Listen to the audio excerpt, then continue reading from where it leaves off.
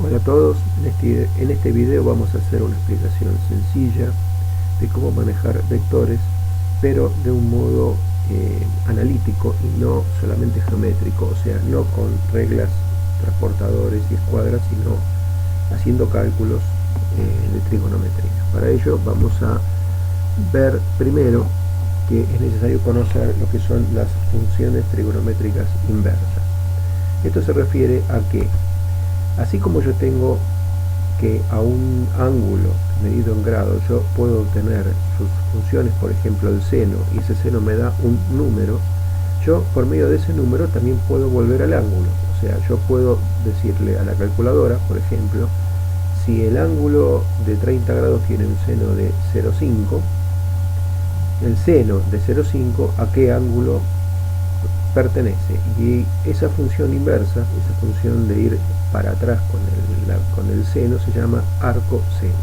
Y lo mismo sucede con las otras tres funciones. La función inversa del seno es el arco seno, la función inversa del coseno es el arco coseno, y la función inversa de la tangente es la arco tangente. Y estas cosas se ven en una calculadora como una combinación de teclas, así como yo para obtener el seno de 30 ponía la tecla sin 0,5 igual o alguna otra combinación por el estilo.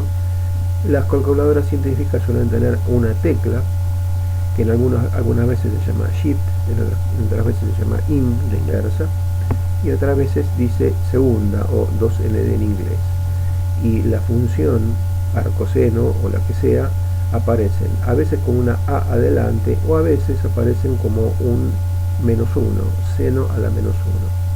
Significa que es la función inversa. Bien.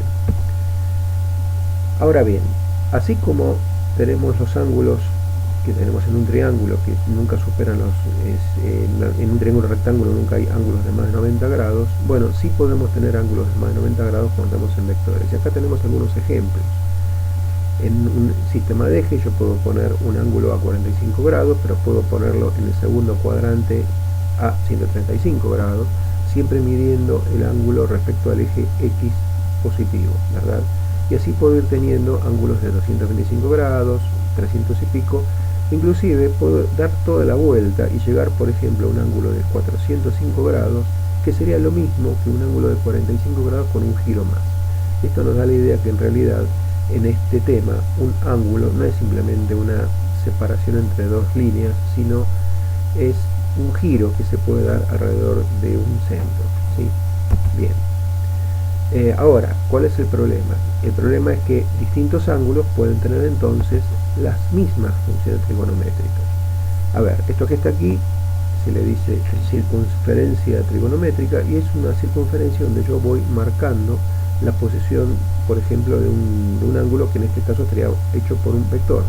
El vector mide 1, y si el vector mide 1, yo podría decir que la distancia de la punta del vector al eje X, que ahí está marcado como un segmento verde, sería el seno de ese vector, de ese ángulo, perdón, del vector, como igual el segmento naranja que está marcado con la letra B sería el coseno. Entonces, si el vector mide 1, el seno es la distancia que está en verde al eje X.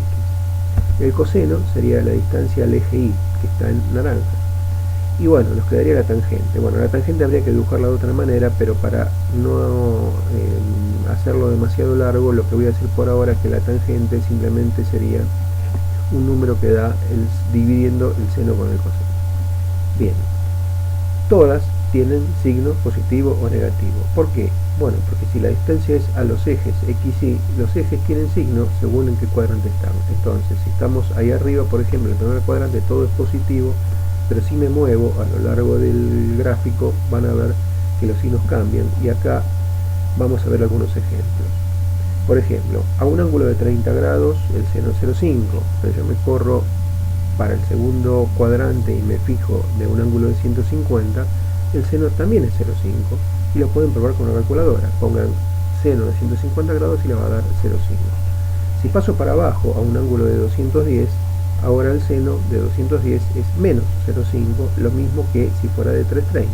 Son todas esas rayitas verdes que hay, todos esos segmentitos verdes.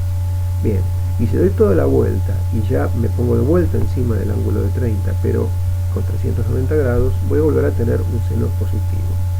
Con el coseno pasa algo muy parecido, pero como la medida respecto al eje Y, los signos también se mueven, pero de otra manera. El coseno es positivo en el cuadrante 1, negativo en el cuadrante 2 y 3, positivo de vuelta en el 4 y así sucesivamente. Bien, y acá tenemos, bueno, un resumen de cómo son los signos de las diferentes funciones en los diferentes cuadrantes. ¿Ok? Perfecto. Continuemos y llegamos entonces a cuál sería el problema para esto. El problema es que si yo puedo ir de un ángulo a un seno, pero si hay varios ángulos distintos que tienen el mismo seno, cuando yo quiero sacar el arcoseno de 0,5, por ejemplo, me puedo estar refiriendo a diferentes ángulos. O sea, el seno de 30 es 0,5, pero el arcoseno de 0,5 podrían ser 30 grados, podrían ser 150, podrían ser 390 y infinitas posibilidades más. Por lo cual, hay que ver bien de qué está trabajando uno, qué está haciendo, para ver cuánto es el ángulo que uno está buscando. Bien, vayamos ahora un poco al final del tema, que es cómo manejar los vectores de esta manera. Bien, un vector básicamente se puede nombrar, se puede designar de dos maneras. De por medio polar se le dice así cuando lo que se da es un tamaño y un ángulo, o sea, un vector que tiene cierto tamaño y forma cierto ángulo con el eje X, o bien descomponer ese vector en esas dos coordenadas X y, que si yo las sumo vuelvo a tener el vector. O sea, yo el vector lo descompongo en dos coordenadas, o a las coordenadas las sumo, las junto y vuelvo a tener el vector. ¿Qué cuentas habría que hacer?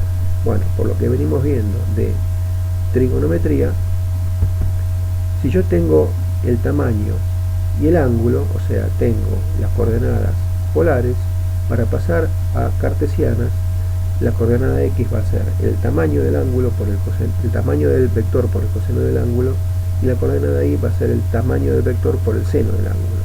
Todo puede ser positivo o negativo según en qué lugar esté.